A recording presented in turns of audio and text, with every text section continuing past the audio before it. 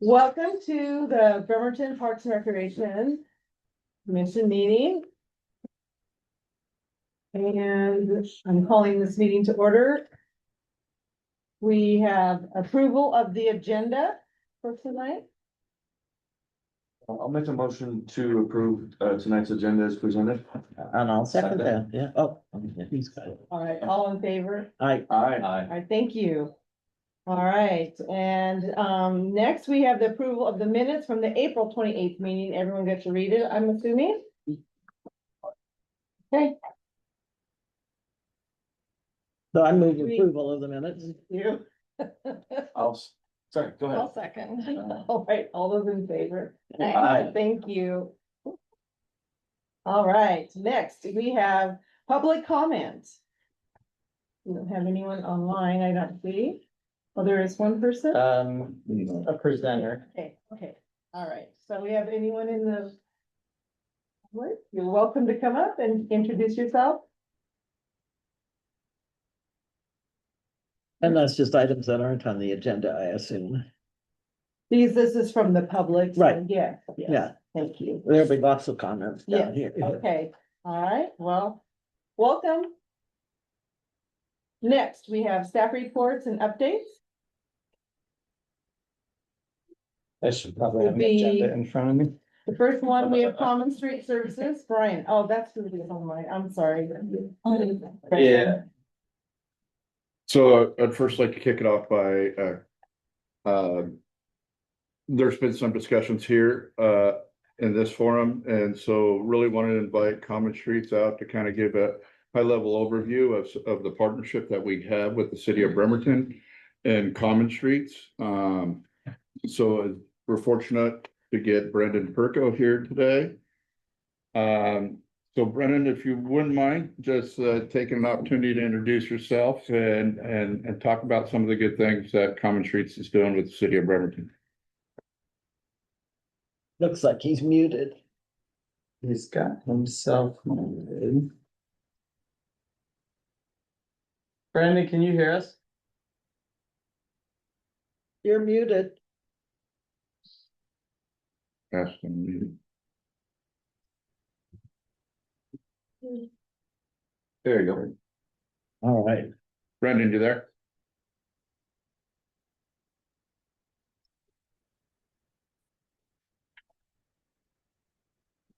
Oh, boy. Well, Oh, any further questions? Send a message. So maybe he'll come back in and then we can jump back to him. Sure. All right, so number 2 on our updates is the West Sound Disc Golf Association Annual Report. Nicole Coleman. all right. Welcome, Nicole. Better to sit or what do you recommend? Whatever. Up more to you, if you're comfortable sitting, if not, Yeah. let me Grab a seat. get back to the slides here.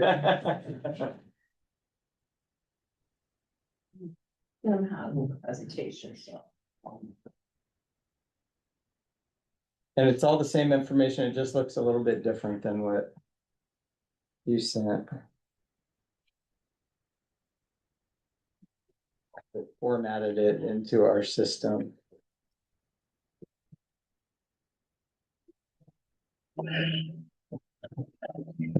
There we go. Well, thanks for having us. My name is Nicole Coleman, as the director or the chair said. I'm president of the West Sound Disc Golf Association. And we also have a couple other board members with me today, one of our members at large. And we're excited to provide this update and look towards the future with disc golf in that park and maybe elsewhere if we can make it work. Next slide. Yeah, just go ahead and tell me. I'll get a system going. Yeah. Okay. If you See didn't if know, it starts to change. it's a little delayed. Yeah. Okay, there we go. Just as some background for those who might not be familiar, West Sound Disc Golf Association, or WSDGA, I'll call it, is a 501c3 nonprofit that serves the disc golf community in what we call the West Sound region, so Kitsap County. So for more than 22 years, we have been the primary volunteer steward of the Nav Park Disc Golf Course. Our members are volunteers, event organizers, course maintainers, and we like to call them community builders as well. Our mission is simple: to expand access to disc golf, help maintain quality courses, and grow the sport in a way that is inclusive and welcoming. One of the things we love about disc golf is that anyone can do it, pretty much. Yeah. You don't need a lot of money to get started, and the courses are free primarily. I would say about 95% of them across the country are free. So it is a sport that is accessible to most. And you can be any age group or any skill level. It's funny that you can show up to a tournament and play in a division where you're playing with a 12-year-old and a 75-year-old, and it's not weird. You're just like, let's do this, and it's fun. Yeah. So, and also, as we were preparing for tonight, I took a double check at Bremerton's pros plan. And we were actively involved in commenting and providing input, and it shows through the pros plan that disc golf isn't just an existing amenity in Nat Park, but a desirable additional amenity in other spaces that you may have available. So we participated in the pros update, we participated in the county's pros update, and we're always willing to participate in any other planning process you might have. So next slide. So just continuing on with WSTGA designed and built NAD Park in 2004 with collaboration with the city of Bremerton. I was not here during that time, but my husband was, and he participated in installing the original course over it's about 22 years ago. And the West Sound Disc Golf Association really grew out of that process and become a 501c3 and all that. But it was NAD Park that really pushed into an official organization that managed and maintained that course or stewarded that course. So we have volunteers that continue to maintain and improve the course through layout updates, basket replacements, signage, wayfinding, event coordination, and routine maintenance. There's been a long-standing partnership with the city, and we are proud that NAD has become one of the most recognized and actively used disc golf courses in the region. And Is it?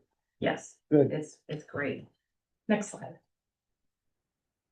NAD Park is not just a local course, although it's beloved locally. It has developed into a region to have a regional reputation. The West Sound region, this news article was a few years ago before one of our beloved courses was closed. It was a private property on Waga Way. So I don't know if we would meet this destination, being the top 10 area still, but it was considered one of the top 10 disc golf destinations in the country. So, yeah, and so that's an older article, but it's still considered top-notch area. And NAD is considered one of the 10 best disc golf courses in Washington State. The course is regularly recognized by players and disc golf platforms as one of the top courses in Washington. And Bremerton is increasingly known as a disc golf destination, but West Sound in general. So this matters because visitors who come to play support local restaurants, they buy coffee, they stay. We hear from people that will come over for the weekend, stay in a hotel, play NAD, play the course over at Kids Out Fairgrounds. So they're investing in the local economy by playing disc golf. Next slide. So what stewardship looks like for West Sound Disc Golf Association. It means more than occasionally hosting events, but we do that. It includes routine maintenance. We do garbage collection on the course. There's numerous garbage cans throughout the course because we want the course to stay clean. And we have volunteers every month who volunteer to go pick those up and bring them out to the front of the park so that the Bremerton Park staff can pick it up from there and not have to drive back. So we have 12 volunteers a year, and people come back every year and do it. They appreciate that NAD is a really nice looking course. It doesn't have a lot of garbage. It's a problem we have at some of our other courses. Kitsap Fairgrounds doesn't have this same garbage collection system, and it could benefit from that. We'll just say that. So it also means helping with course navigation. You'll see different signs that we put out to help new people who come to the course. I mean, we played all the time, so it feels, of course, you go this way. But when you go play a new course, it's always helpful to see arrows and signage and things like that that help you know where to go for your next hole. It also means bringing people into the park in a positive way. There's leagues, casual play, tournaments, beginner events, junior programming, and women's programming, which I'll get to in a minute as well. Next slide. So looking at, and this was provided to you in your agenda packet, kind of a one-page sheet that gives you all of the statistics for NAD Park for 2025. The primary, source of this data is called UDisc. And the assumption is that UDisc only captures about 20% of those actually playing the course. I, for example, rarely use it, even though I play all the time. I just don't like to have my phone out. And so I don't use it. So I'm one of the people, the 80% that doesn't use UDisc. So in 2025, the course had over 1,800 individual players and 10,000 recorded rounds. And that represents approximately over 19,000 miles walked and over 43 million steps recorded at the course. But that 10,000 rounds, if you do the math for that only being 20%, the actual rounds is more than 50,000 rounds played at NAD Park in 2025, potentially. Again, that's a general assumption across the country, but 20% seems pretty fair still. Let's see, next part. So the course is also introducing new people to the sport. In 2025, nearly 1,000 players recorded their very first round at NAD Park. It could have been their very first round on UDisc, but even then it's people being introduced to the sport and new people finding the sport. And then 167 reported trying disc golf for the first time. What's interesting is that these numbers appear to align with what the city heard through its own public outreach process through the pros plan. Through that process and the survey, it looked like residents identified disc golf as a reason they visit parks and express interest in expanding opportunities and improvements. So next slide. So what this means for parks, we always like to compare ourselves to pickleball. Because at one point disc golf was the fastest growing sport, and then pickleball was like, hold on, we got this. And I work for a city, I work for the city of Poulsbo and engage with our park staff, and they consistently talk about their love of pickleball mostly. So we always use pickleball as a comparison. From a parks perspective, it's a very high use recreational asset. Disc golf provides year-round, low barrier recreation with relatively low staffing demand. It does not require reservations, formal league registration, or expensive equipment. It also spreads users throughout the park, supports physical activity, and creates consistent use of the natural spaces. It also naturally supports many of the same goals park systems are trying to achieve. Disc golf is low cost, multi-generational, and accessible. Community comments from the city's own planning process describe disc golf as a family-friendly, fun for all type of activity. Yeah. And then for the amount of land and infrastructure involved, NAD is serving a significant number of users, and that walks you through how many users can use the disc golf course at the same time as that same amount of time that you could use a pickleball court. So, next slide. So thinking about the growth of disc golf, the local growth is part of a much larger trend. Disc golf has grown dramatically over the last decade. The number of courses worldwide has tripled since 2015, and new courses continue to open quickly. It is a little more outside, so that all those dots are courses in the Northwest. If I were to show you what it looks like in the Scandinavian part of the world, in Norway, Finland, Denmark, you wouldn't be able to see the land underneath. There's so many courses from up. Really? And they're That's consistently, interesting. yeah, it's a sport that is growing very dramatically in those countries. To the point where they're winning a lot of big tournaments, which is great. So there's consistently new courses opening up across the country and across the world. It's a little harder here in the Northwest as we have a lot of critical areas and steep slopes and things that we have to compete with in terms of access and finding land that's viable for disc golf. But we continue to hope and look for more opportunities. Let's see. Okay, next slide. So getting into our 2025 and what we worked on, we fundraised and purchased 18 brand new red banded. So you'll see that in the Wow. picture. Red banded baskets so there's two, so NAD has 2 tee pads for each hole and 2 pin positions or 2 baskets. So at any time you can play for a variety of 4 layouts. So we replaced all 18 of the A position baskets and we fundraised about, I think, our treasurer isn't here. He had a reason he's not here, but, I wasn't able to ask him. I believe it was about $88,000 for 18 new baskets. So we fundraised and purchased those as a club and then installed them through a volunteer effort, in 2025. And then we purchased used but good condition blue baskets, so blue banded baskets for the other position. So they were baskets that were out at a private course and then that course closed. And so we were able to purchase those for a good price. And we've since installed 12 of the 18 of those. They were a little harder to install for reasons I won't explain to you. And then we intend to install the 6 additional baskets sometime in the next 2 months. So there'll be 18 brand new baskets and 18 newer used baskets. And it just looks really good out there with the new baskets. It's one of those things that is just very aesthetically pleasing. And then, so what that means though, is that we have additional baskets that came out of those positions that are available for use elsewhere. We'll be chatting tomorrow night at our club meeting about Kingston High School would like to temporarily host some of our baskets and have a small course out there.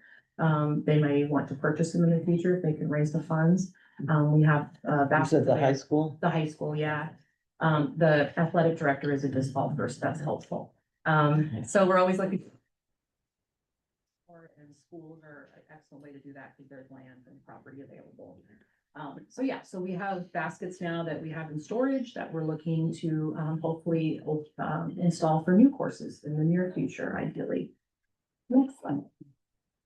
So here's some of our events and our community impact. We support a variety of events at NAD Park specifically, including there's some local leagues, tournaments, youth beginner friendly events, and women's programming, like I mentioned.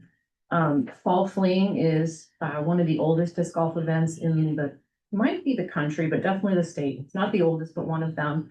It originally started as a collaboration with the city of Bremerton, Cynthia, which she was heavily involved in that early on. My husband knows her well from those early days, and it was more just casual show up and play. And so we celebrated 20 years of NAD, and I think it was 15 years of Fall Fling just a couple years ago. But it's one of the ways that we raise funds for the baskets. It was a fundraiser to install. So anytime we have a fundraiser type of event, all that money goes back into the course. And for that example, it went back into those red baskets. There was an event in March of this year called First Flight, which was encouraging women to engage and play in their first event. So there was a skills clinic and women volunteered to help newer women learn how to play. The Honeybee was a women's only event. Rising Aces is a junior event that was held at Fairgrounds in 2025, and it'll be at NAD in August this year. So it's a junior only event. Last year we had 48, I think your girls were 5 to 18-year-olds. It's adorable. It's my favorite event. Yeah, so we continue to host events that offer a wide variety of opportunity. And then also we were able to get permission last year to start having a few glow events. So that's where we light up the baskets and people throw glow discs that light up with UV lights. Oh, So that's been fun, very yeah. much a thing. Oh. It's That really is fun. cool. People love it. And I was a little nervous because NAD has, roots exposed and things, but no one tripped, no one fell. It was wonderful. Everyone was careful, but yeah, it's a really fun event. So it's activating the course after hours as well, which is helpful for other reasons. So Sure. next slide. Again, more community events. Since 2010, West Sound has hosted what's called an Ice Bowl. So it's held in January of every year, and it's a worldwide event now. And we raise funds for Bremerton Food Line.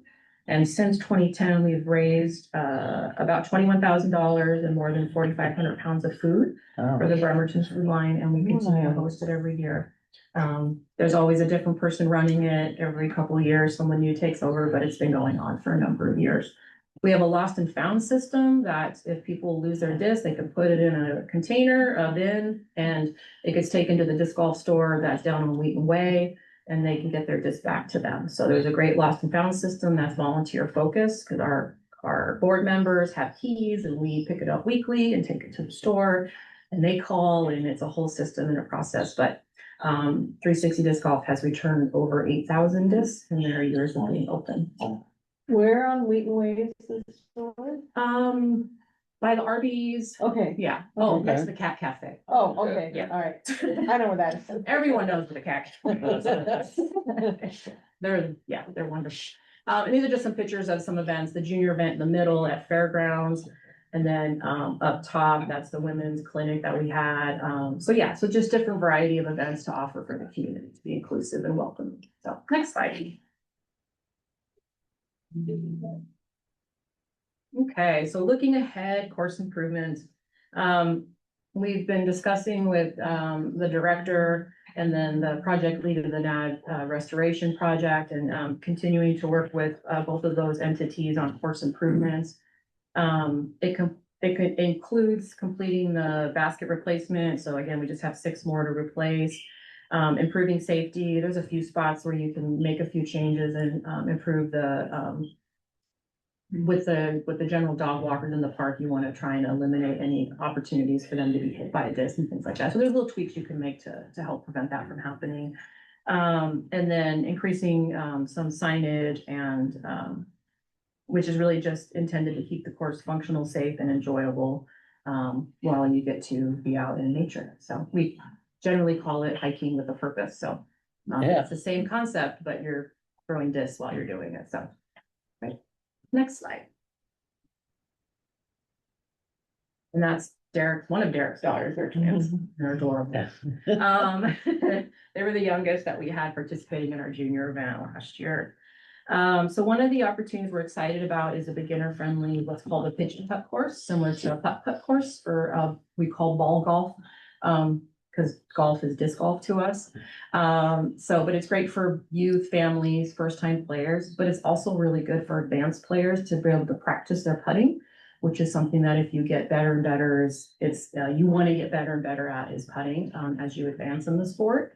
It expands access beyond experienced players. It reduces congestion on the main course potentially. So if you have new players who are trying to get familiar with the sport, a pitch and putt course is a nice way to start. And then maybe they're not on the bigger course, not necessarily taking up too much time, but they inevitably take longer because they're newer.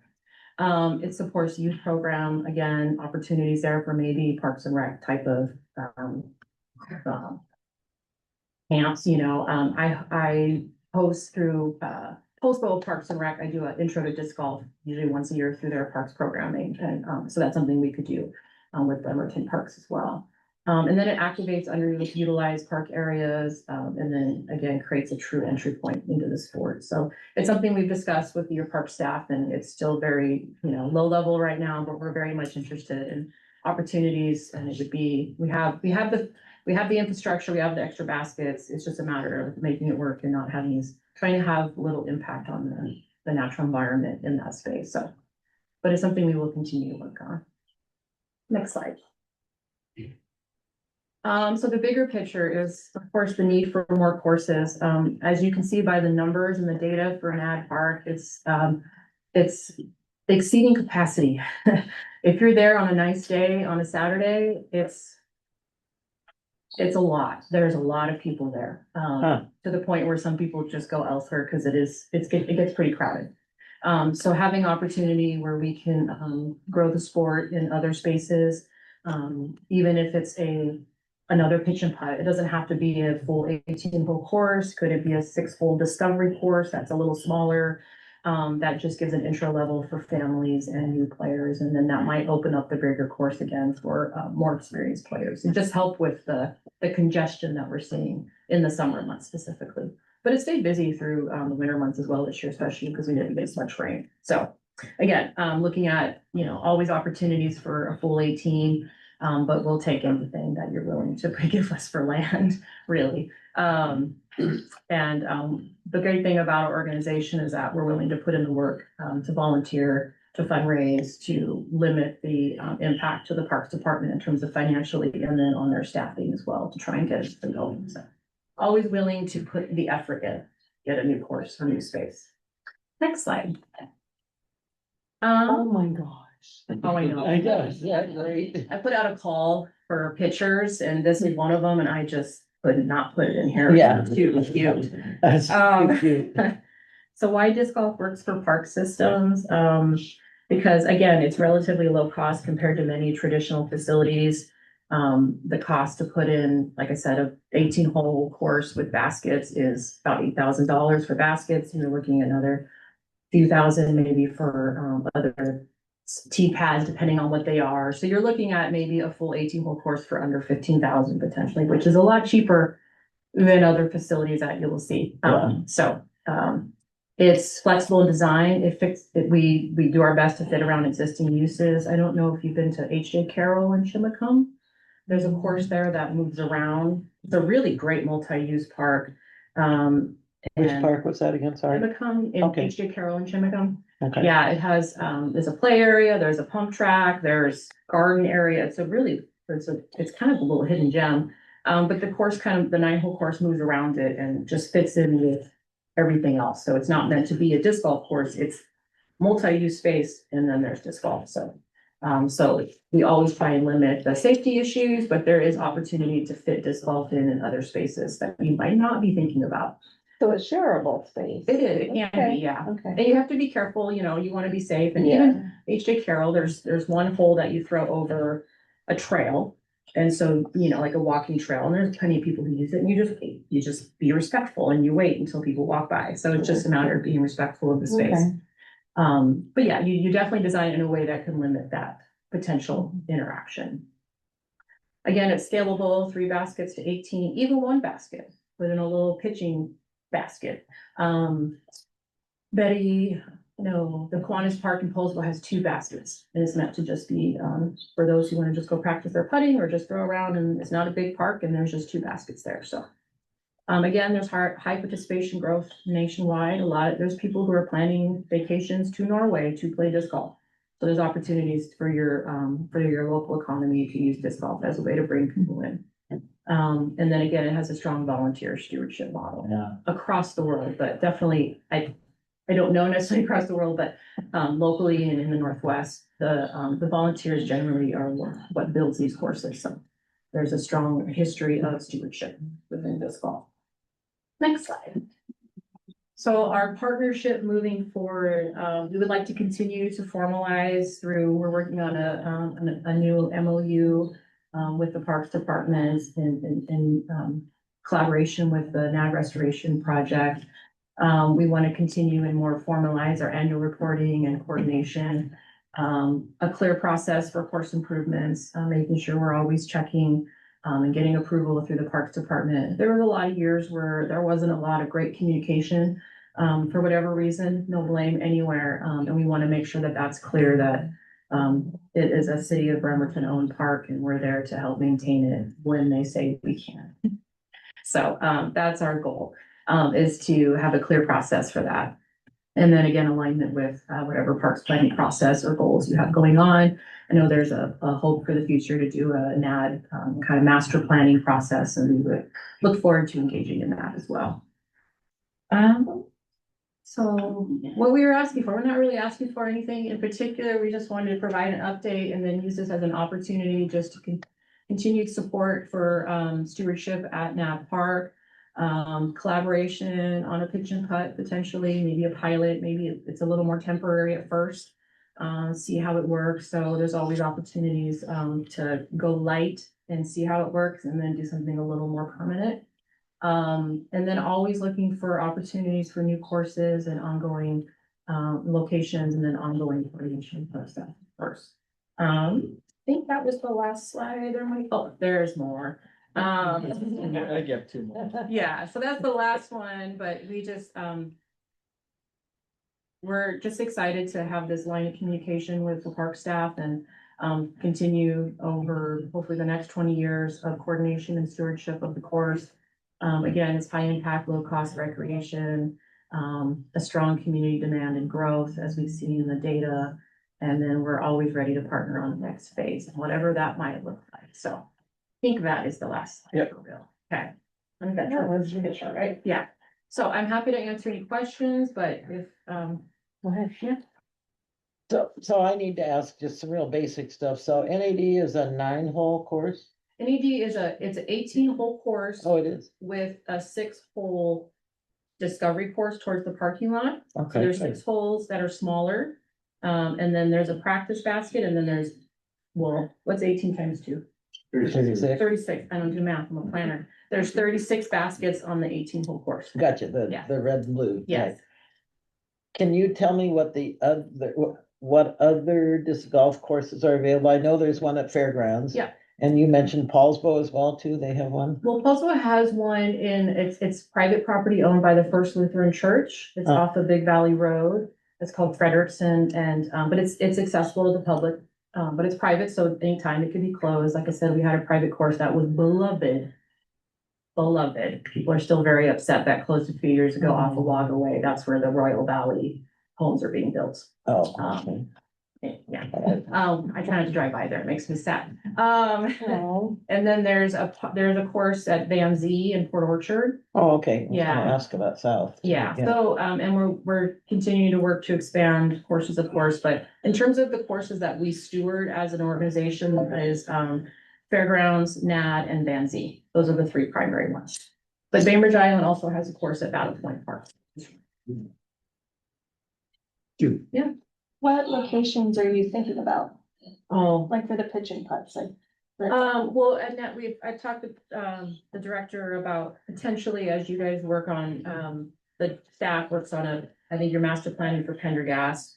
There's some woods there that could potentially fit well with a pitch and putt. And then at Nat Park, kind of behind the discovery course, which is the parking discovery course. And then you walk to the back of the course, there's some woods here. That's another location.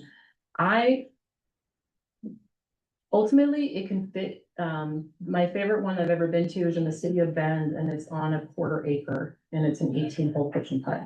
So it doesn't have to be a big space. Uh-huh. It can be very compact, very small, and it's such a fun little, my husband and I, every time we go through Bend, we play. We love it. It's so fun. And we play all the time and we love that. So it really doesn't need a ton of space to fit. So if there's any chances anywhere else, we're open to any of it. One of the things that's great about disc golf is, one of the reasons there's not an encampment at NAD anymore is that disc golf opened up there 20 years ago and that helped move that. And so if there's spaces that need activating, in terms of use, disc golf has been used for that. Other cities like Bellingham and Linwood, they have courses opened up in spaces that used to be, encampment areas. So it's helped kind of activate the space and move that type of use elsewhere. Yeah, I think blueberries might be a good one to consider.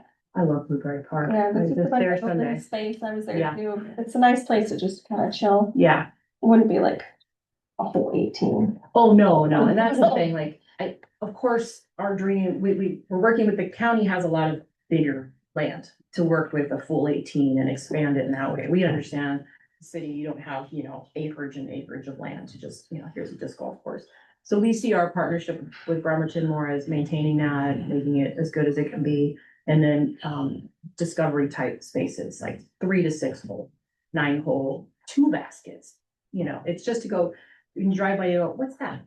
I wonder what that basket is. Oh, my kids can throw a few discs around while another one is playing on a pump track, and so there's like it's great for multi-use spaces to have just a couple baskets at most. So no one's throwing really hard and really far, because that might be problematic. You're just throwing a little bit here and there. So, yeah, any opportunity, we will discuss it. Yeah. I want to mention somebody, and I'm not sure who did, I live next to Forest Ridge Park, and there was, and this has been a few years ago, someone put in 2 baskets, and I think it was just for what you say putting, I've heard but that. then they were vandalized. and they Yes, were- I've heard that from our treasurer. He's been our treasurer for 20 years. And this is, I So, didn't even know that that's. that Yeah, were he looking did at mention that there was a discussion. I want to say, there was another course, is it Evergreen Park too, that's got a lot of land? There was discussion early on about somewhere over there where there is land, and so maybe they put the couple baskets in and then, and that's always a potential, it happens. Okay. Now we had 6 baskets stole 3 years ago, and that's what kind of, Oh my Huh. gosh. they ended up being returned, long story short, Okay. but, they were stolen, just taken, so that does happen. Well, these ones still have the posts in the ground. Oh, really? They do. Come on, I'll show you where Yeah, they we are. could just Yeah. put a basket right on top of that. Yeah. Yeah, but of course, there's always that chance that they'll get taken, but we do our best to prevent that. Okay, There's little things we can do when we install them that I makes it didn't know that. harder. Yeah, it makes it harder to steal them, just like the discovery course, I didn't know this till recently at NAT, they're cemented in the ground. And I always wondered why they never got stolen, well, because they're literally cemented in the ground. So they can't be stolen, someone may have tried, but they cannot get them out of the ground, so. Okay.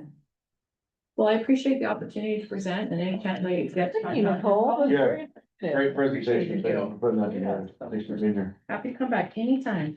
Thank you. Thank you.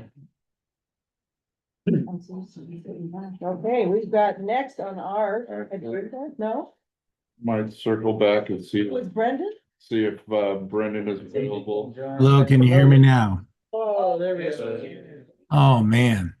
Sorry about that. Hey, do you want to give me that wonderful intro again, Brian? Oh. I'd love to. So as a reminder to folks, this is Brendan with Common Streets, and he's a company that we partner with. To help manage some of our spaces, and so some new folks to the commission, so wanted to kind of bring everybody up to speed on some of the things the city does and our partnership with Common Streets. So take it away, Brian. Wonderful. Thank you. Hey, Tim, you know how you were ribbing me and you said, hey, hopefully Brendan can hold his own next week? Obviously, yeah. Obviously, I can't with the audio, so appreciate Well, your. I think that might have been on me, so I kind of held you back. I'll Well, take the blame. It was I promote- self-fulfilling, so thank you Yeah, very much. Yeah, there you go. I set you up for failure. Perfect. Love it. Hey, appreciate it so much. Thanks, everybody. Really appreciate you having me. Thanks for being patient with the technical difficulties there. But as Brian said, my name is Brendan Perko, and I'm a program manager for Common Street Consulting. So Common Street Consulting is a full service right-of-way agency, but specifically what I oversee is homelessness response and property management and relocation services for our company here in Washington. So all things homelessness response and property management is my jam. I have a wonderful team that works with City of Bremerton that I'm going to talk about here in a second. I'm certainly grateful for the partnership that Common Street has with the city. All across the city departments, not just with parks, but with every city department. I've been asked, as Brian said, just to give a high-level overview of what our partnership entails as it pertains to homelessness response, property management services that we offer in the city and our work with Bremerton Parks Department. So we had mentioned it a little bit. We were talking about the NAD Park and some of the encampments that have been there before at the tail end of that last presentation. And our team is certainly involved in alleviating those issues and those concerns as it pertains to homelessness. And I grew up playing, we used to call it Frisbee golf. We used to call it frolf back in the day. And I grew up playing that. So I have an affinity for disc golf, and I used to have all the drivers and the putters and everything. So this was many, many summers that I spent playing in Colorado before I moved out here later in life. So that was cool to sit through, serendipitous as it were. We've been operating this homelessness response and property management program in Bremerton since December of 2023. Our team consists of trained and highly experienced outreach and engagement specialists, as well as property managers, all operating through the lens of CPTED, which for those of you who may not know, it's not widely known as crime prevention through environmental design. So we're always looking through the lens of how to take the natural landscape and prevent crime through that lens, instead of just trying to fence things, put up lights and put up barbed wire. I'm actually looking at different ways and different approaches in addition to traditional property management methods and homelessness response methods. Some really important things to understand, really like 3 big buckets for the context of this conversation, and then I'll have questions at the end. You can ask as many as you like.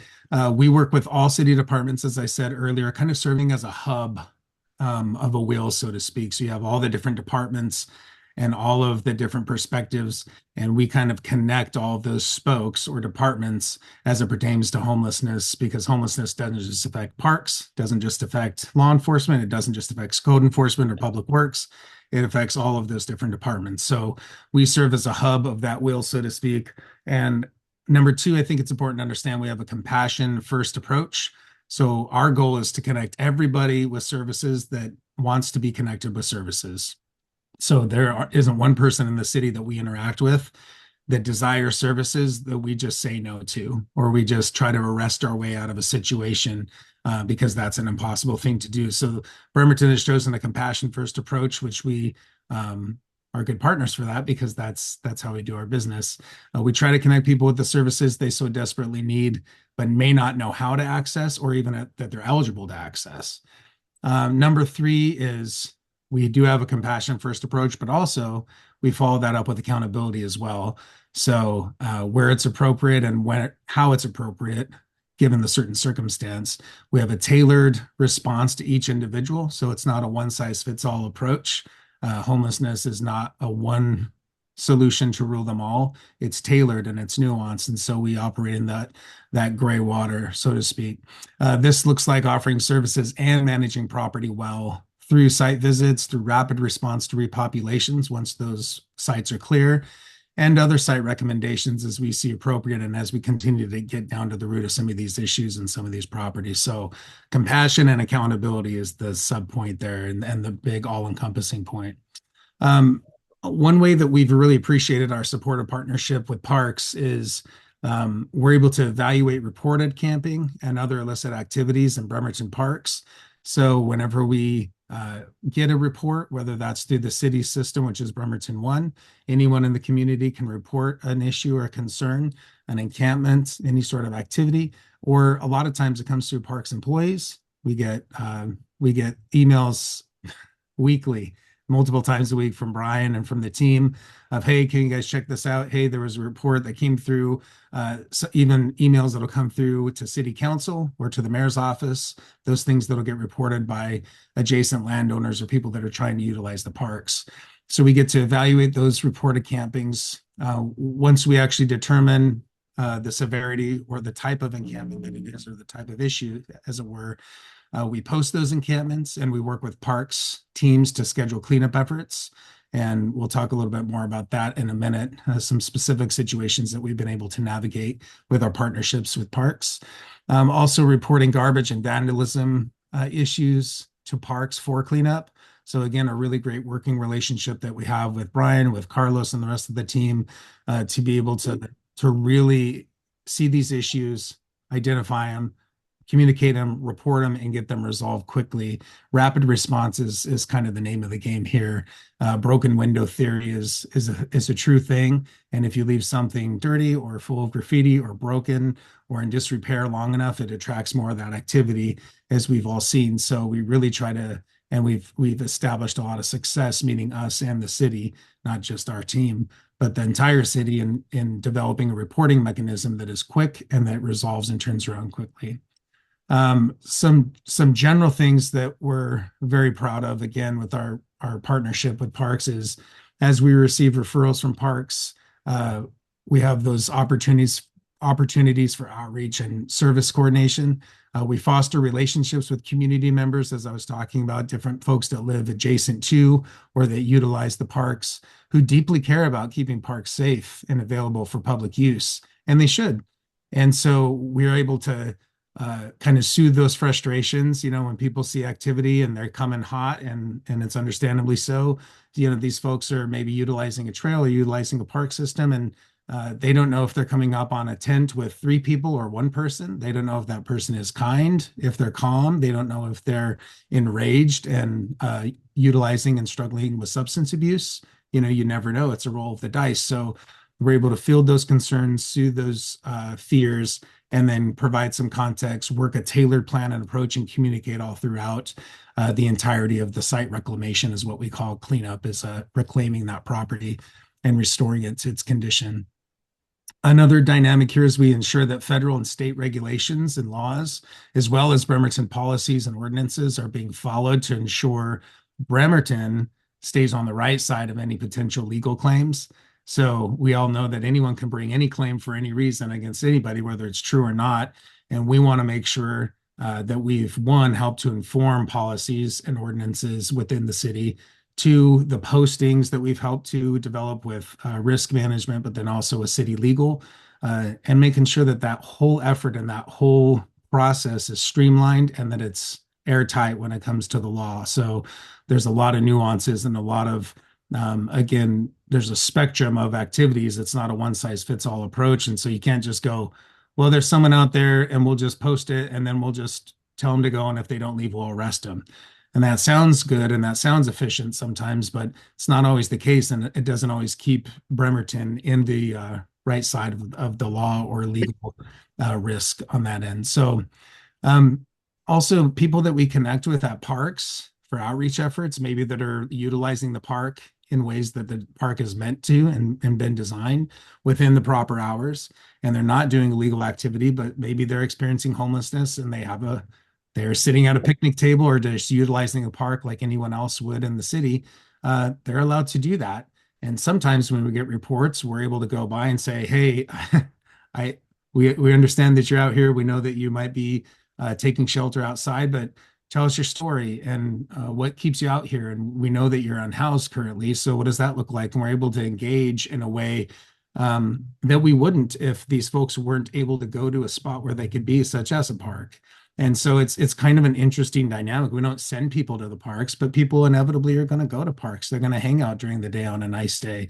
They're going to try to seek shelter or some sort of reprieve underneath a tree and just relax and gather their stuff. And sometimes that just looks like an encampment being set up. But oftentimes, as we find out with Warren Avenue Playfield, there's a lot of people that go in and out of there, but they're not necessarily doing anything illegal.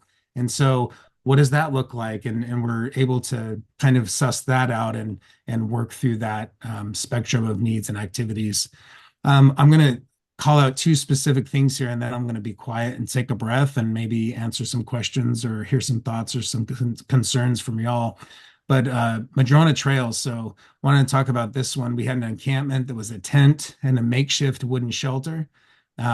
This was a standard response. We go through and we evaluate. We had a needs assessment. We posted the site out of an abundance of caution, but later it was determined that this camp was unoccupied. So again, we want to make sure that we do everything right and follow process. So we post out of an abundance of caution, even though we didn't see anyone at the camp. And it was a good thing we did post because the camp was actually repopulated on the scheduled and initial day of cleanup. So they showed up to clean, the crew was ready, and it was actually repopulated between when we posted and when the cleanup started.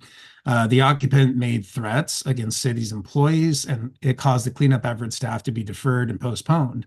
Well, then we were able to tightly coordinate with PD, with Bremerton PD, who's been fantastic, along with other city departments, including parks. We coordinated a response in conjunction with the cleanup. So we had to kind of regather, go back out, coordinated a response. The individual, unfortunately, ended up having to be arrested, which is rare in our program. We actually don't have a lot of folks who get arrested because we connect with them. We either link them up with services or they decide to move on under their own accord because they know they've been offered an adequate resource. But this individual was a different story. They got arrested and the site was cleared for removal. We were able to assist in the cleanup coordination to ensure no belongings were requiring storage. That's another thing that we do, is determine if there's some valuables, not just, mud and rain-soaked pillows or bedding or anything like that, because we can get stuff for people that they might need. Even there's an abundance of tents, an abundance of blankets, an abundance of pillows and all those things. But maybe it's a bicycle, or maybe it's a toolkit that actually is indicative of someone who's working homeless. So somebody who does day labor, or somebody who tries to not volunteer, but get hired on a construction site. So we really work through that as well to see if there's any items that need to be stored. On this particular one, there was not. And then we followed up with proactive monitoring to ensure that no additional repopulations happen over the next weeks. So that's all a coordination effort for one encampment that was reclaimed, that was highly coordinated with parks. I'll give you one more example here at Lower Rota Vista. So there have been multiple encampments that we have assisted with, including a large-scale encampment right underneath the Warren Avenue Bridge. This was for a large-scale encampment. this particular instance that I'm going to talk about, we partnered with both Parks Department and Public Works. So this, again, this is kind of the hub with the spokes on the wheel there, because it doesn't just affect one department and it doesn't just affect everybody the same way.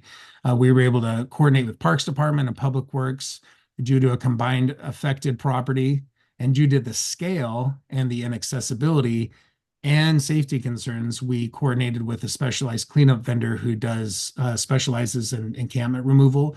So most of the time, which is very rare, I would say, and I would also say it's kind of a shining star on the city of Bremerton, that Public Works and Parks do the vast majority of the cleanings.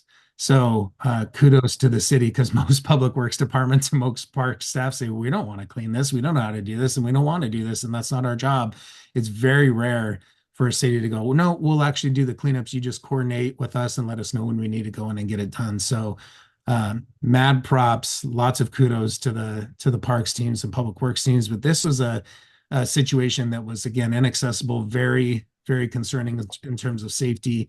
So we were able to get a specialized vendor that we've worked with throughout the state for the encampment removal, following our team's posting of this site.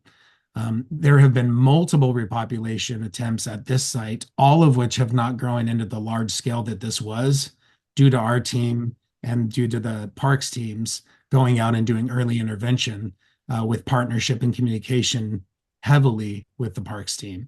Lower Rota Vista Park was one of our first sites that we recommended for installing permanent no camping signage throughout the city, which was another partnered effort with both Parks and Public Works. And between posting additional signage, vegetation management, and continued monitoring and response, we have not seen a large-scale encampment at Lower Rota Vista Park again. And that just goes to show you that early, catching these things early, rapid response to repopulation, taking the time to actually connect people with services so they don't just show back up the next day once you clean it, or the next week, or down the road for a month and back to the same spot. It really does work. And so this program has been a highly coordinated, highly communicative effort between all the departments, but we're really proud of our partnership, specifically with Parks. It's been a great partnership, and it's been great responses. And at the end of the day, we've really yielded some amazing results for some folks who really needed some help, desperately needed some help, and didn't know how to find it. So with that, I'm just going to pause, and I might kick it over to Brian and maybe facilitate some Q&A if you have any questions. I had one, so I was gonna bring this up in the commissioner's comments, but it's related. There have been a few reports at Blueberry that people are bathing in the pea patch, like using the water that's there. So that's not an encampment, but they clearly need like a hygiene center somewhere. I know that the Salvation Army has one, but are there any others in the city? Maybe like information can be posted at some of these parks to try and, get them to go to those places. So that's a longer answer, but for the context of this meeting, I would say that yes, we do have informational packets. We have brochures. We have all of the different resource lists that people can have access to in the city and in the surrounding areas of the city, so within the county. And we might look into posting some of those within the parks. Yeah. It's a great idea. Oh, my question is, you're under contract with the city of Bremerton. I mean, you have a contract with the city of Bremerton. That's right. Do you have any contact with the school district as well? I mean, they have. Did you say contact or contract? Pardon? Did you say with the school district? Did you say contact with the school district? Well, contact or contract, or do you coordinate with the school district at all, since they have lots of properties that they get to deal with? Yeah, so the great thing about Bremerton, like I had mentioned before, is that Bremerton One app. So we don't have a contract directly with the school district, just to but we have been in contact with them. So the Bremerton One responses that come in that people will report through the app, any of the encampment related issues, no matter where they are in the city, come through to us. And I know we've responded to multiple on school district properties too, or nearby, and immediate concerns. We also work hand in hand with PD with BPD as well, on some of those due to the sensitivity. So yeah, it's again, the tailored responses to these activities and interest and issues that we really try to focus on instead of just, here's the program, you can do X, Y, or Z. It's like, well, what is the situation? Who is the individual? How many people are there? What's the property? What is it impacting? So yeah, the school district knows that they can report straight to us or Bremerton PD or through the Bremerton One app. Right. Yeah. Brendan, where are you guys based out of? Well, so we're based out of our corporate headquarters, is Seattle. We also have offices in Oregon. We have offices in Tacoma. We're fully remote company. So we're actually based all over the region. So I'm in Seattle. We have folks who live on the peninsula. We have folks that live in Pierce County, all the way through South King County. So we have folks all over the place so we can respond appropriately. We're kind of centralized that way. In addition to that, we have other contracts that are on the peninsula and in the region. So at any given moment, we have people that are going all around the region. And if we get a phone call that's urgent, we usually have somebody within proximity that can go out right away instead of having to wait a day or two. So do you have dedicated staff for the city of Bremerton? Yeah, so how we work is we work on an hourly basis. So it's either depending on the contract, 1 FTE or 2 FTEs or even 0.5 or 0.75. So we have dedicated crew that respond to Bremerton. So that would be Jeremy, Dylan, Trisha, and myself. But we don't have like a 24-hour, call us whenever and we can respond. But we do have dedicated staff, just not a full team of dedicated employees, if that makes sense. Yeah, no, that totally makes sense. And I was just thinking more along the lines, I'm sure your employees are getting a rapport with some of the frequent flyers, if you will, folks that they're coming into contact with. Yeah, Oh. okay.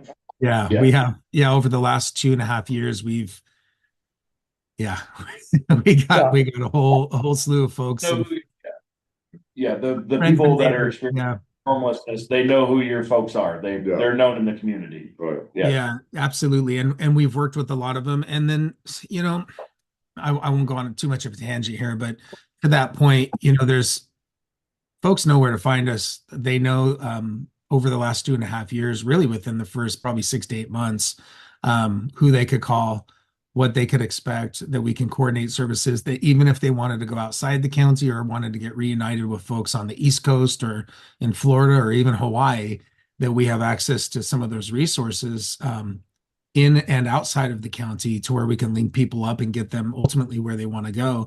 I mean, veterans too, like as we conduct needs assessments with different people we run into, sometimes a slew of opportunities and services open up if someone's served even a day of military service.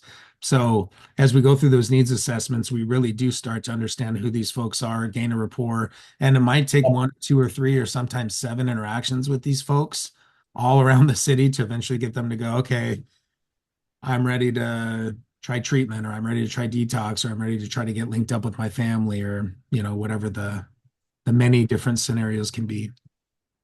Yeah. Brendan, has there been any talking like, downtown Bremerton, we're a host city for World Cup. We're going to have, events downtown. Has the city approached you at all with concerns with making sure they're not down there when these events are going on? Yeah.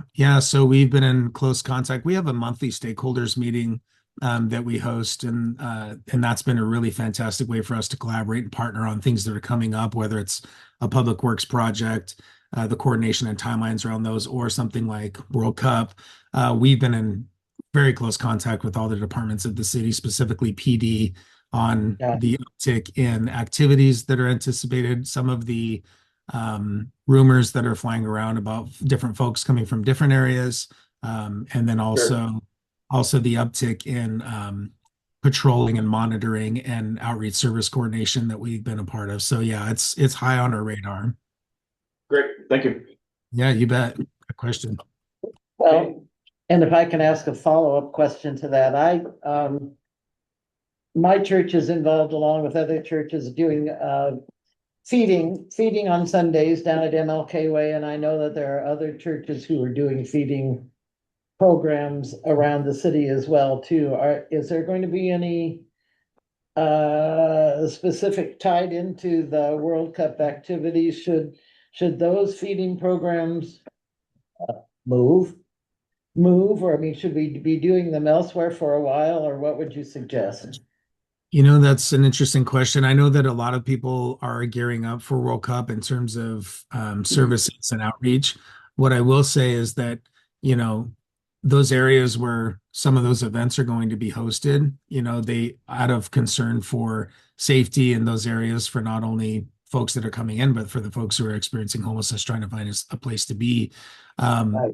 That the shifting around and the jostling around has been talked about with the different resources and services. I can provide maybe a list of different programs and what they're doing in response to that, if that'd be helpful. Yeah, that would be helpful. I mean, Yeah. because I know it's coming up and that MLK Way is kind of front and center there, so. And I'm sure that'll be a topic within our stakeholders, our next stakeholders meeting. If you would let me know, yeah. As that starts to tie in. Yeah, I'd appreciate that.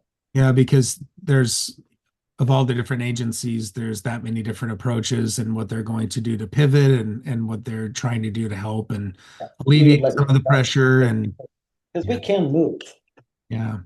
if the people move too. And also appreciate your heart of compassion toward folks down in that area too. It's been a challenging one because, you know, throughout the day, like, again, people can use the parks, people can use the sidewalks. What you can't do is set up camps, and that turns into a slippery slope. And wherever the services are, that's where a lot of the activity is going to be outside of places like Salvation Army. And if Salvation Army wasn't on MLK, if it was somewhere else in the city, there would be that sort of daytime activity outside of that location too. So it's tricky. So thank you for entering into that and trying to provide some sort of solution and reprieve there. Yeah. Definitely let me know that, Let's make. we can plan ahead. Let's make. Can I ask a question from the community? Sure. Go ahead. May I ask a question? Oh, sure. Hey, Brandon, my name's Chris. I don't know if you can see me on the video. Yeah, probably have to look pretty. Are we at opposite ends here? Yeah, we're at opposite. Oh yeah, there you are. I can see you, but I can't quite make you out, but that's okay. That's okay. So I was here in support of Nicole, who's with the WSDGA. My role is project lead of the NAD restoration project. And I had a question about kind of our story at NAD Park. There were a lot of encampments there. Disc golf came in. The language used in our community is, and then we pushed the homeless out and we were able to reclaim this as a safe space. Right. My question is, draw for me the long tail of the story of somebody who is removed from a park and a safe space, quote unquote, created for the community. And what does that look like? And is there better language that we can use as a community to be a bit more compassionate and understanding that it's always bothered me. It's always felt like we've othered the homeless and the unhoused in our parks and seen them as, to be frank, like a scourge. And they're people who might be struggling with an addiction, or they might be struggling with mental health issues. And I'm just wondering if there's ways, some tips, tricks, ideas, thoughts that you can give me for how I might be able to engage our community in terms of language. And what does it look like when somebody gets moved out? Where do they go on average? And what's their story as they get moved from place to place? Yeah, that's a great question. I appreciate the tone of it too.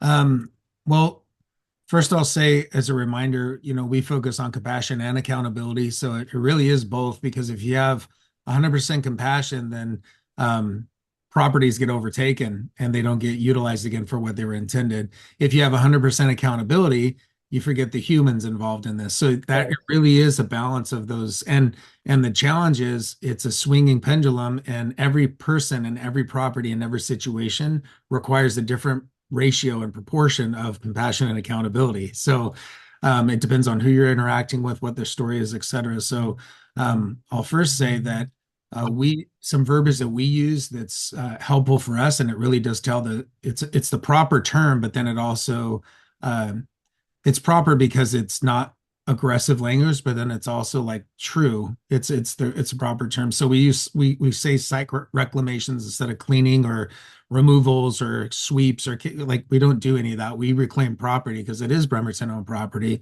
and the city is going to reclaim that property. So that's the first thing we use is reclamation. Two, we use response a lot.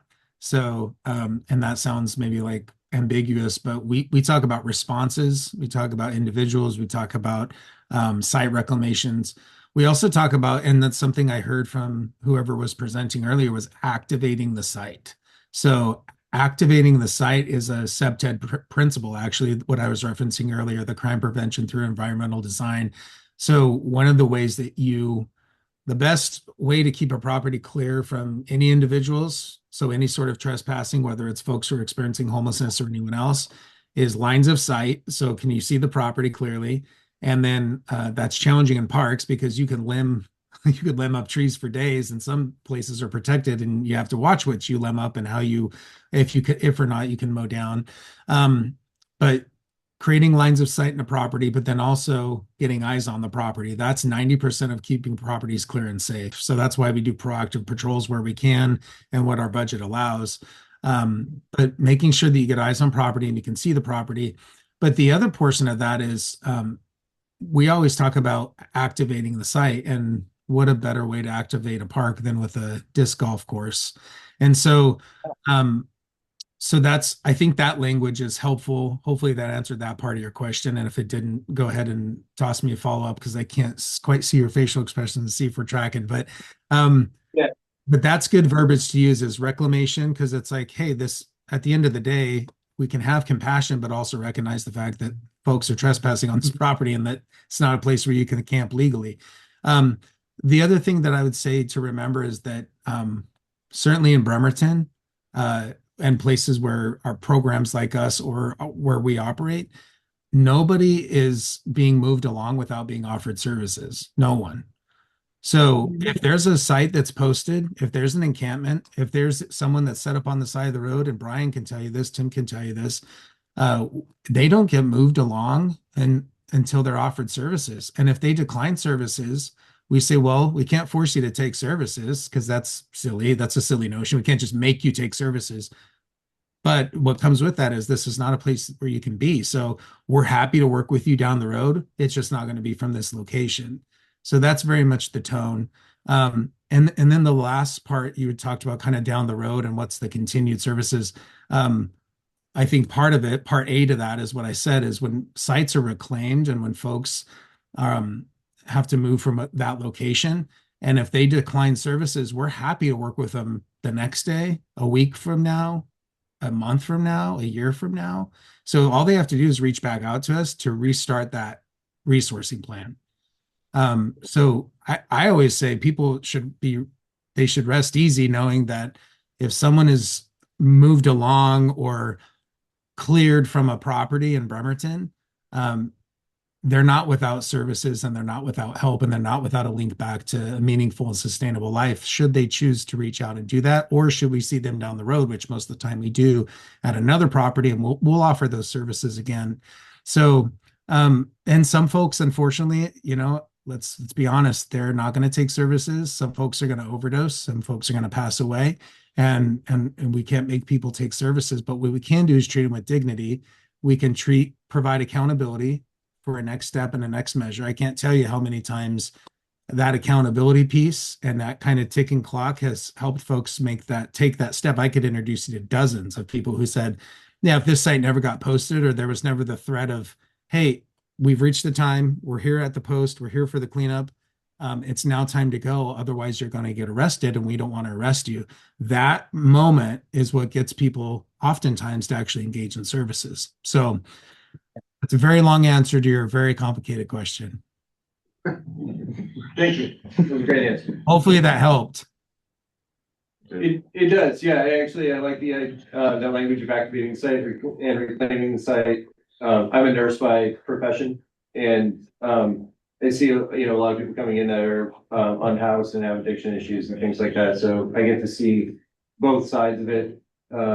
We don't, Derek, I don't know the last time you were out there, but I haven't seen anybody, any encampments or anybody, spending the night in that park, I think for at least a year. Yeah, it's been a long time.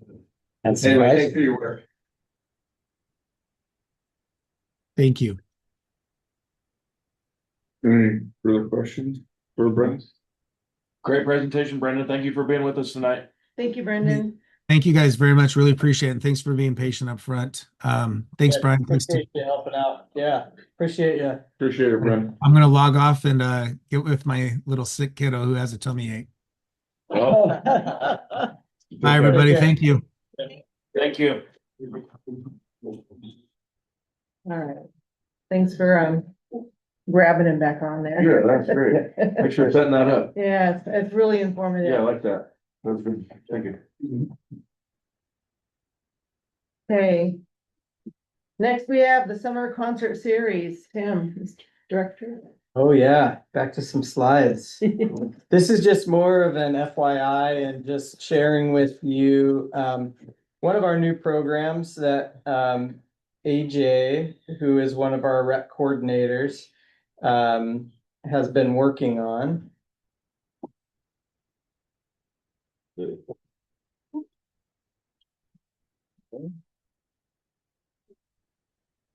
There we go. So we tried out and had a couple different concerts this last summer at Evergreen Park. We ran 2 separate youth marimba band groups that were strolling through the area looking for a location. So we had a couple events with them last summer, and so then decided, well, there are concerts in other parks throughout the summer, and thought that we would put together our own summer concert series. That's obviously free and open to the public, all for everyone to enjoy.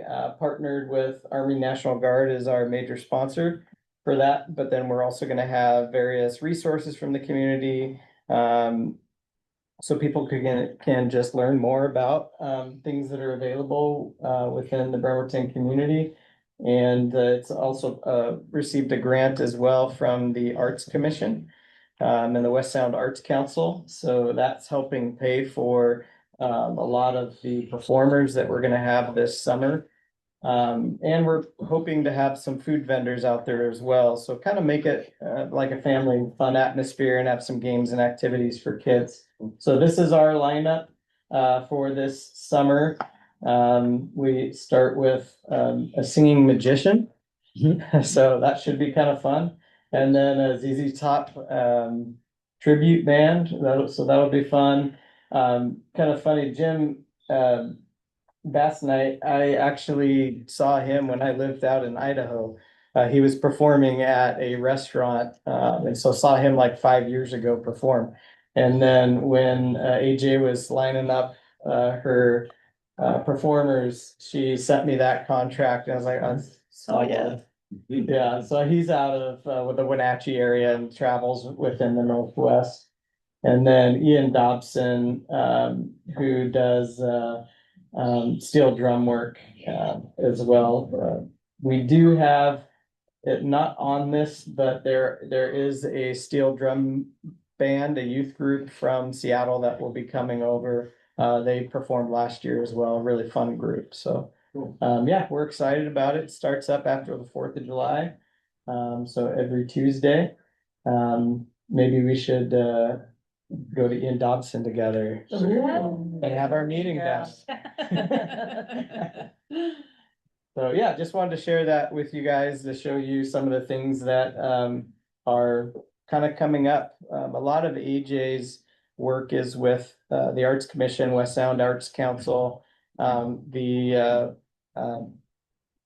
community garden spaces, so a lot of community outreach type stuff. And so I'm starting to work with her to do more community event programming. And as long as we can get the activity paid for through sponsorship and other routes, there's no reason why we shouldn't be doing it. Yeah. But she's very, very good working with the public and community. And she's got a great imagination too. So I'm excited to see some of the other programs and activities for the public that will be adding to what we provide. Great And questions. I'm glad you're on Tuesdays and not competing with the Manette Oh, Business yes. District Yeah, on, wouldn't on wanna do that. Thursdays, you know, Wouldn't so. wanna do The that. farmer's market. Yeah.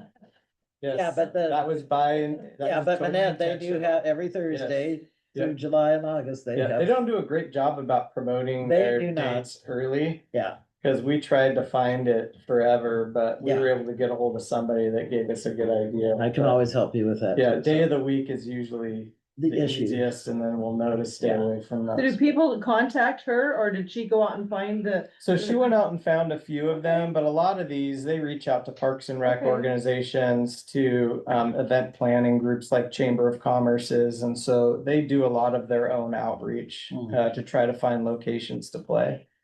Yep. Concerts will be in like the little amphitheater. Yeah, At good Park? question. Yeah. Cause Evergreen Park isn't just like a little pocket Yeah. park.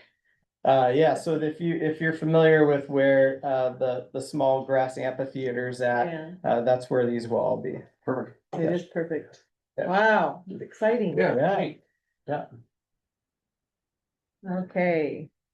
Next, we have the Kitsap Lake renovation project. Yeah, we just have some updated photos. The crew has been working hard to put the finishing touches on the park. The playground is now up and running and being used.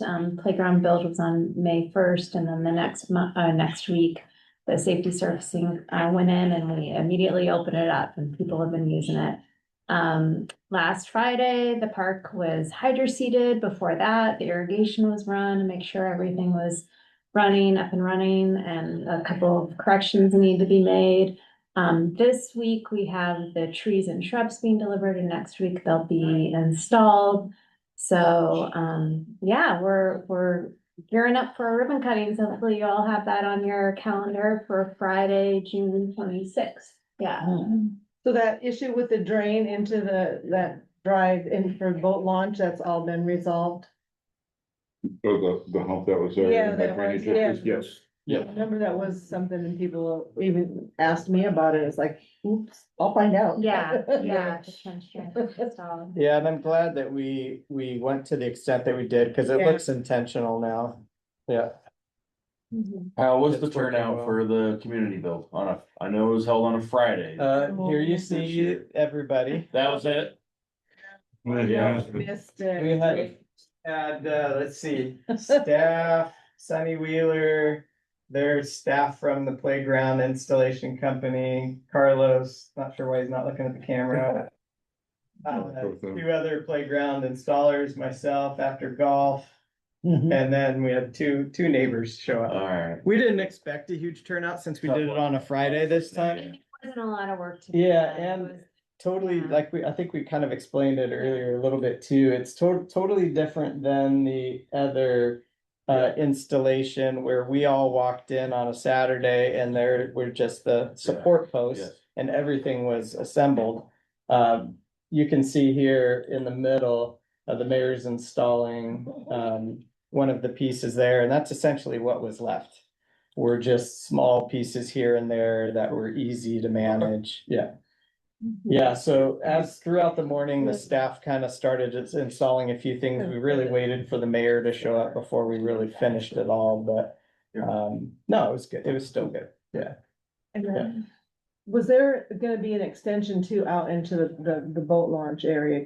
Correct. Cause you were saying people were kind of. Yeah, we haven't quite figured out what that plan is gonna look like yet. We have the company that supplied the original extensions Yeah. has basically moved to California, but Brian found a company out of Oregon that can supply that to us. So we need to just figure out, as far as the install is concerned, is it something we can do in-house or should we be contracting it out? So All right, thank you. we will, that's not gonna be paid for out of the total project cost, cause we're basically at our the full expense. One additional thing that we decided to do is add partitions in the bathrooms and doors. They had been removed because of damage. Oh, yeah. And so we've received enough feedback that we wanna at least try to see if we can get that to work this time and be protected, so. I just wanna say real quick, and being the age that I am, I'm really quite jealous, cause we drove by last week. And that slide is way cool. Yeah. Yeah, and you have to on the, I don't even know if it's a second level, you have to climb through netting to be able to get to the very top, but it's up there. So it's not for me, huh, is what you're saying? Yeah, I'm tempted. That is the best view of from the park is that upper We require a video. area, yeah. Yeah. Oh, Well, videos let's been to involved, the I top. won't be doing it. The top, I was Trust trying to go me. down the slide because the safety servicing wasn't in yet, but Carlos went down the slide. He He did. said it's very dark. I went up there- I went up there to take the caution tape off to open it up, and I looked at it, and I climbed back down. I was like, not today. It's really high up there. Yeah. Yeah, It's Ah, fun. it's super cool. Yeah. Kids will love it. Yeah, they're Oh, gonna. I was at the park on Sunday, and there was a lot of Rocking and kids. rolling? Yeah, Cool. it was great to see. Yeah, I'll send out a reminder prior to the next meeting with a flyer, so then you guys know for sure, but yeah, I'd love to have you out there. We do a little bit of a little ceremony and a group picture between about 1 and 1:15, 1:20, but then we'll have games, activities, music. Just kind of create a fun atmosphere that afternoon. You got a spot picked out in the park where you're gonna like actually cut the ribbon? Yeah, we'll probably, well, yeah, it's a whole park, but there's a big open space area up above. But I don't know if we've necessarily picked something out yet. Okay. Do you wanna rise out of the water? Yeah. Yes. We do multiple ribbon cuttings. Let's see, yeah. Scissors comes out of the water. You on one side, your mom on the other, coming out of the water. with the ribbon. Now, that requires a video. The mayor, Yeah. the mayor coming through on a jet ski. Yes. Yeah. Yes. Scissors. Okay. Yeah, yes. Okay, we'll work on it. All right. Yeah, we'll make it happen. Thank you. Well, thank you for that. I'm so excited. Okay, the next is the conference center fountain repair, Brian. I know, that's. a Okay. job. Yeah, so, you would think that I'd have this nailed down, I just rehearsed this earlier today. So just little backstory, little history with the fountains. In about 2005, 2006, permitting and parks were being on order. It then opened up in 2007.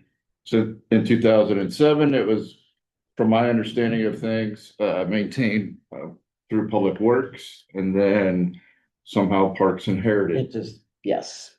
They come with money or people, there's more responsibilities. With that, one of the first phone calls that I received when I got here was, when are you gonna turn the circle fountain on? And I was like, I haven't even seen a circle fountain. So with that, I tried to reach out to Wet Design. Wet Design is the originator of all of the fountains downtown. Could not really get them to reply. There was no interest really. They moved from their Los Angeles base to Dubai. So it's kind of hard to pull them back over to Bremerton. In Dubai. Exactly. So with that, we reached out, well, as we were working on Kitsap Lake Park, the folks that were putting the irrigation in said that they do fountains as well. I said, this is great. Can you come check out our systems, give us a quote, what it's gonna take to get this up and operational? It was a big number. So Those are big fountains. they are big fountains. And so with that, wanted to see what else was out there. So I reached out to another company. We received some more realistic quotes, and I think we got a pretty good price to be able to get this up and running.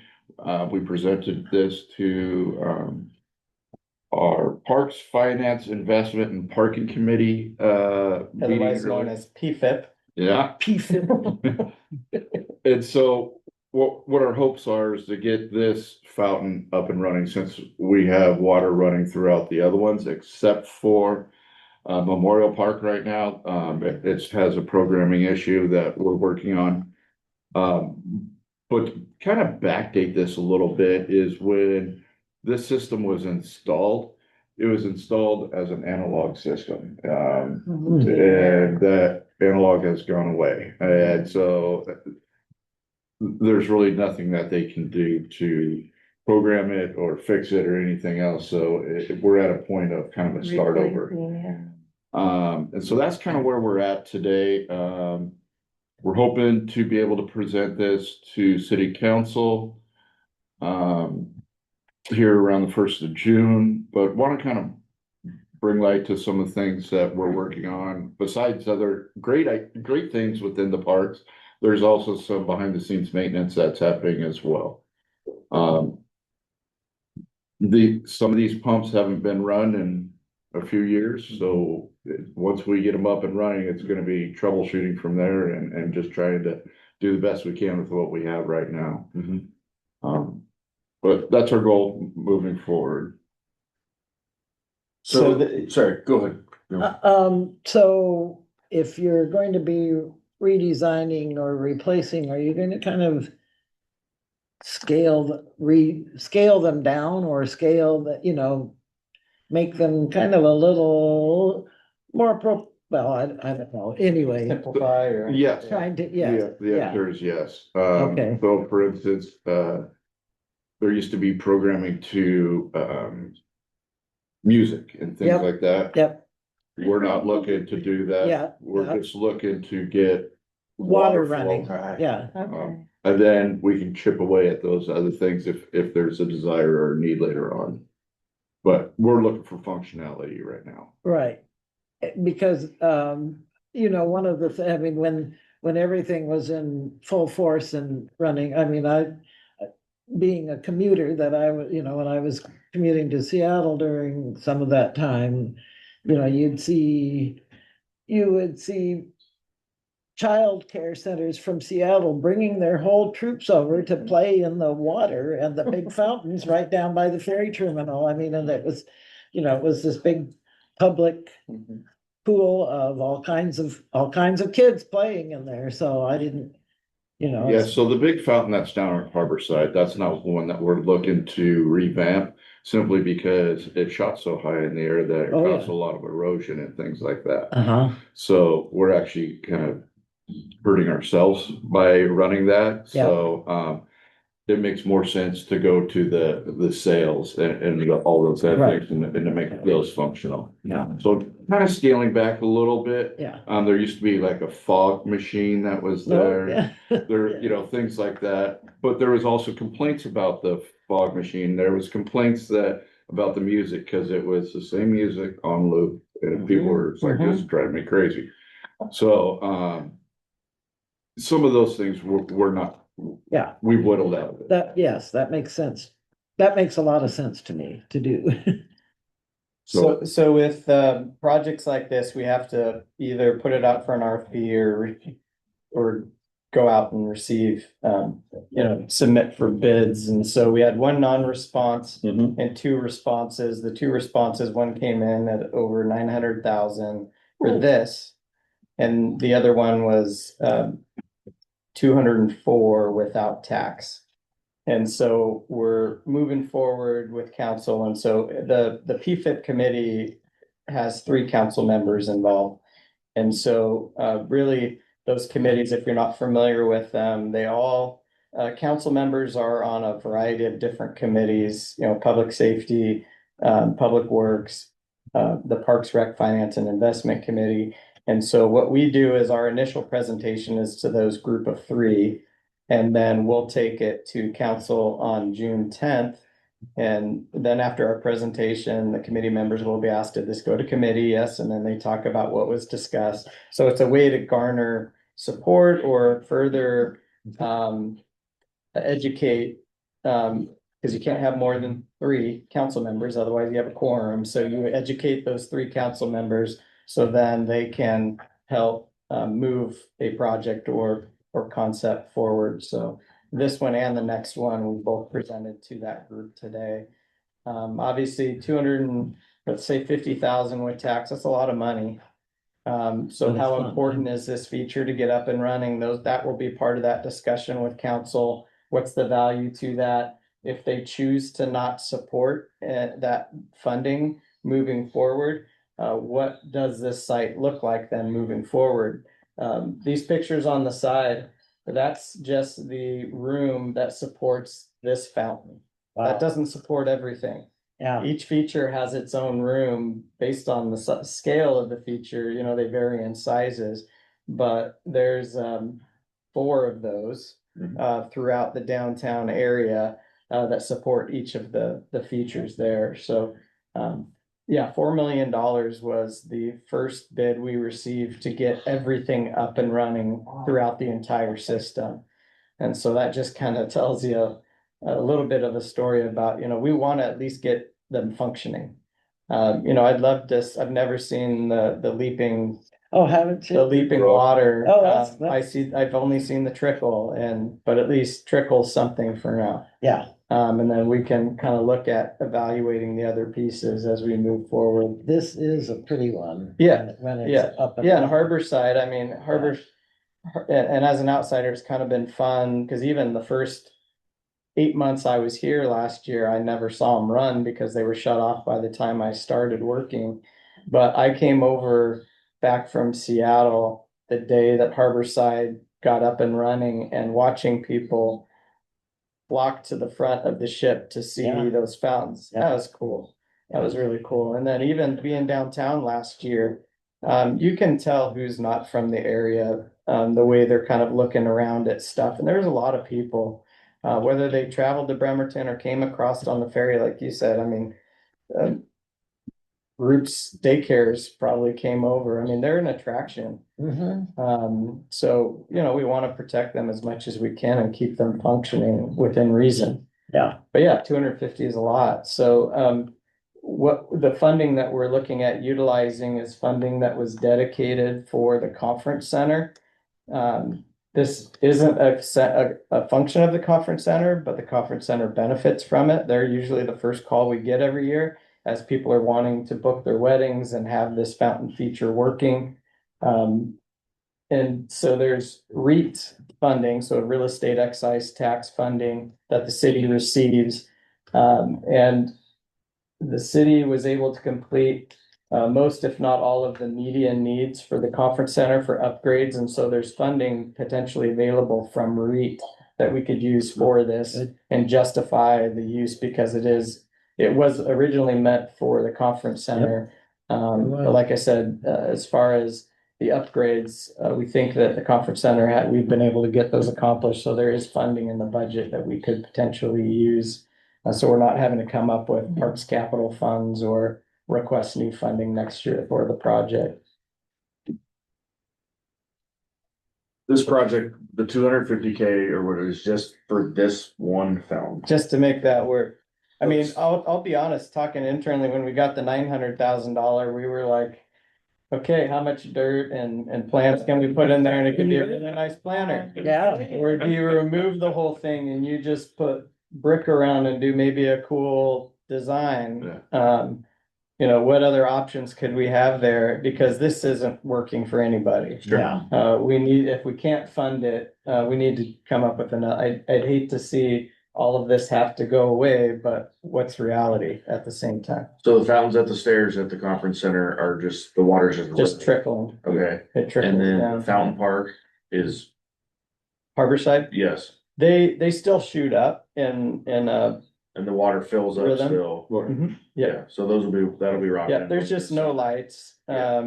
Yeah, so we had some issues last year, and hopefully we think we got them resolved towards the end. I mean, there was kind of continuous issues throughout the summer. But so far, things have been good. And then the Upper Memorial Park is not running right now? That's correct. Yep. We have somebody coming in to take a look at that next week. Okay. It's like the river, it looks like a lake. Yeah. And it's a programming Yeah, okay. issue, yeah. Okay. That fills into there's like a little pool at the bottom right by the gates at Yeah, the so shipyard. exactly. So we need to prime that And then the pumps will draw from there and recirculate it to the top. Okay. And then you start the cascading effect and then it pulls from the bottom, so, we could fill that. We just can't get it to program to recirculate right now. And so that's where, we have this, company coming in next week. Okay. So fingers crossed we'll have that up and running. But probably not before World Cup then. I'm hoping so. Oh, Yeah, that one. Yeah, this yeah. this will go to council, their main meeting on June 17th. And if they approve it and it moves forward, with ordering parts and all the prep work, we're probably looking end of summer, before that would be able to get up and running. Is there a certain number that, for like, that you have to go to council for, money wise? Like this, so there's people that are coming in to look at the memorial park. If they say, okay, hey, this is $100,000, Then I'm gonna have to go get two more Yeah. bids. got it. So what are we looking at? What do we want them to say? $10,000? What's the number? What number can you Yeah. authorize, Director? I believe mine's 50. And then I think the mayor can go up to 100 before it goes to council. Okay, And then anything over 100. got it. Yeah. Thank you. Yeah, at the golf course, we had a stump removal of over 300 stumps. Wow. And it was great because the bid came in at about $98,000. Mayor could just go. Here you go. The bid was 98 after we negotiated the original proposal. Got it. A lot Right. of things to know. Yeah. A lot of moving Good parts. question. Yeah. Yeah, and there's different types of bidding that can go on too. I mean, there's the state MRSC program that we can enter in and receive. We can do an RFP, so we request a proposal, what it's gonna cost, and they'll give us a dollar amount, or we can do an RFQ, so they send us their qualifications and then we rate them based on their qualifications and then we negotiate a price. Yeah. So there's a couple different. Are we anticipating for the memorial? I mean, what are you guys anticipating in there? What are you thinking to get it reprogrammed and working? Any idea? I'm trying to remember if you got a. I never got a cost estimate on that. Yeah, They're just- okay, I don't have that yet. yeah, okay, no worries, yeah. But hoping. Money talks though, Ben, if you got money. The fountain repair business. Yeah, we don't expect you to get in. But when it's running, it's gorgeous. Yeah. It is, It's cool. yeah, they all are, And actually. I'm sure the mayor's very invested in what we're talking Yeah. about, because there's gonna be a lot of eyeballs downtown Bremerton. Yeah, he and wants- that fountain's a great example. The memorial one is. There's goose poop over there now, but once the water's running, there's gonna be more, because now there's water. The seagulls love. Beauty of living in an area with seagulls, yeah. Yeah, so we do have a plan prior to World Cup to make more regular, Of course. and there's various volunteer cleanup groups that are planned to be down there. We'll be down there a couple times. We just hit the plaza and finished power washing that, but we'll hit other areas as well. Baskets are up and they're gorgeous. Yeah. Yeah, Cool. Any more questions, comments? Okay, we're moving on to new business, the Youth Athletic Facilities Grant Resolution and application letter support, which my name is on. yes, So the application was submitted, but it's in technical review right Yeah. now until mid-June, and then they'll open it up, back up to us with comments. Yeah, This category, the youth athletic facility category, had more applications than any other category. Oh, wow. I see. So there were 77 applicants, partly because Tim and I were talking about, they raised the maximum amount in this category. It used to be, well, it was 350, then I think they bumped it up to 500, and now it's 1.5 million. So 17 projects can be fully funded at that $1.5 million level if they're all applied for the full amount. So that's Wow. about 17% of the application. So we'll see how we do. It'll be interesting to see after the application is back released in our hands, what sort of comments we get. So yeah, we have a resolution going to council in 2 weeks or. Yep, the 10th and Yeah. 17th. So prior to taking something to council, it's nice to have commission support on that. And then we also have the final deadline is July 15th, and along with that final deadline is when we submit the resolution to apply, so that they know that the jurisdiction that's applying for the grant has been given authorization to apply. And at that point, we like to submit letters of support as well. So I drafted up one for our vice chair to sign. Yeah. Fingers crossed. Yes. Cool. This is official. Yeah. Yeah.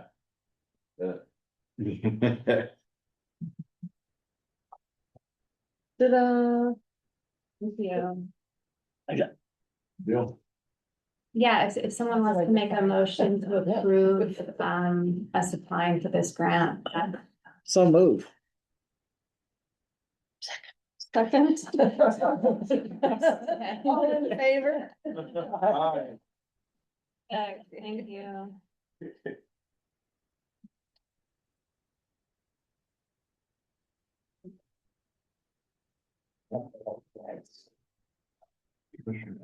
We are up to commissioners' comments. Nothing from you today? Ben? I was playing pickleball at Linesfield the other night. Those lights are dim, director. Getting complaints? No, Just me? just you. Well, then I'll be quiet.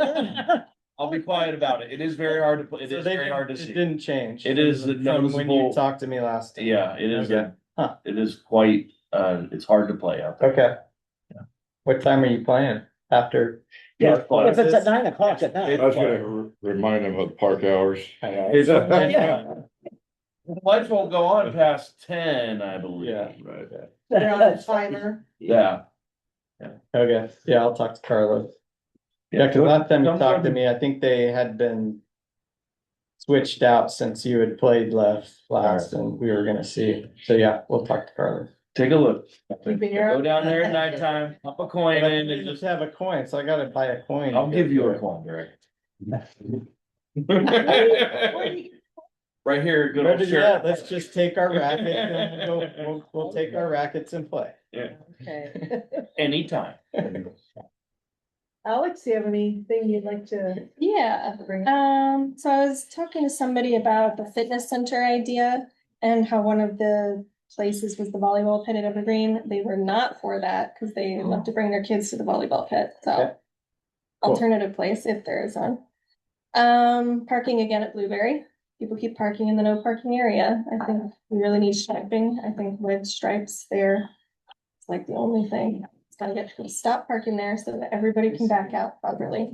That is dangerous. See what you can. I remember when I was working with the school district in the summer food program and we'd be bringing the truck out there to feed the kids. It's really a challenge because they're all lined up and you can't back up. Yeah. No, And there's parking in the street, yeah. or I think even the church, right, wherever, Yeah. lets you park there too. Yeah. Well, thank you for that. Joe? Got nothing in particular. Nothing. I have nothing either, so. I've Oh. got one, well, we can do it either Sure. during this or not. I just wanted to give you guys a little update on Greg. Yes, please. Let me. Let's forget his wife's name. Michelle. Michelle, okay. Yeah. But we could do it. You can close the meeting and we can talk about it. Okay. We're close. We're Let's done. adjourn. Adjourn. Yeah, thank you all. Thank you. Thank you.